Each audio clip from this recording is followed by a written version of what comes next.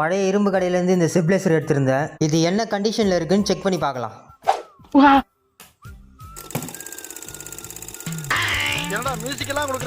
இப்போதான் தெரியுது இது ஏன் பழைய இரும்பு கடையில் போட்டாங்கன்னு. ஆன் பண்ணால் ரிலே சவுண்டு நிற்காம வருது. இதை ஓப்பன் பண்ணி பார்த்துருவோம். இந்த போர்டு எதுவும் எரிஞ்ச மாதிரி தெரியல. செக் பண்ணி பார்த்ததில் இந்த கெப்பாசிட்டர் பார்த்தீங்கன்னா இந்த இடத்துல எரிஞ்சிருக்கு பாருங்கள். சைடில் பார்த்தாலே தெரியும். இந்த கெப்பாசிட்டரை மாற்றுறதுக்கு முன்னாடி இந்த வோல்டேஜ் எல்லாம் கரெக்டாக வருதான்னு செக் பண்ணிக்கலாம் ஒரு வாட்டி. செக் பண்ணி பார்த்ததில் இந்த மெயின் கெப்பாசிட்டர் 2 கெப்பாசிட்டர்லேயும் வோல்டேஜ் கம்மியாக வருது. இந்த கெப்பாசிட்டர் நம்ம சேஞ்ச் பண்ணி தான் ஆகணும். இதுதான் எரிஞ்ச மாதிரி இருக்குது. 1 2 இந்த கெப்பாசிட்டர் மாற்றும் போது ப்ளஸ் மைனஸ் கரெக்டாக போட்டு பார்த்து மாற்றுங்க. ப்ளஸ் மைனஸ் மட்டும் மாற்றி கொடுக்கக்கூடாது. பாசிட்டிவ் நெகட்டிவ் கரெக்டாக கொடுக்கணும்.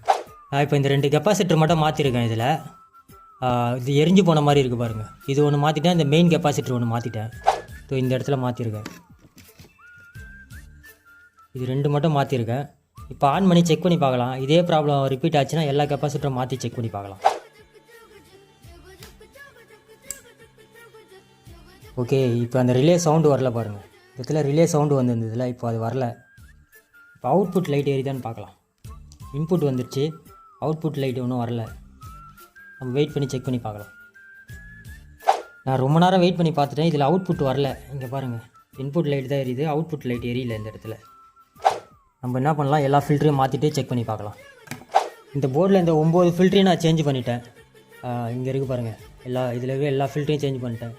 இந்த ஃபில்ட்ரு பார்த்தீங்களா, மேலே இருந்து பார்த்தா ஃபில்ட்ரு நல்லா இருக்க மாதிரி தான் இருக்கும். கீழே பாருங்கள், லைட்டாக உப்புன மாதிரி இருக்குது பாருங்கள். தெரியுது, நீ மூடு. இப்போ வாங்க ஆன் பண்ணி பார்ப்போம். ஆன் பண்ணோடனே இன்புட் லைட் எரியுது. வெயிட் பண்ணி பார்ப்போம் அவுட்புட் லைட் எரியுதான்னு. 1 minute later. ஓகே, பக்காவாக 1 நிமிஷத்தில் வந்துருச்சு. அவுட்புட்டு சக்ஸஸ் ஆயிடுச்சு. ஃபுல்லாக பேக் பண்ணியாச்சு. இப்போ ஆன் பண்ணி பார்க்கலாம்.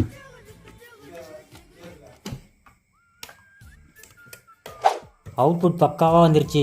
கரெக்டாக 1 நிமிஷத்தில் அவுட்புட் வந்துருச்சு. எந்த ஒரு சத்தமும் இல்லை, கரெக்டாக இருக்குது. இப்போது வோல்டேஜ் மட்டும் இன்னொரு வாட்டி செக் பண்ணிக்கலாம்.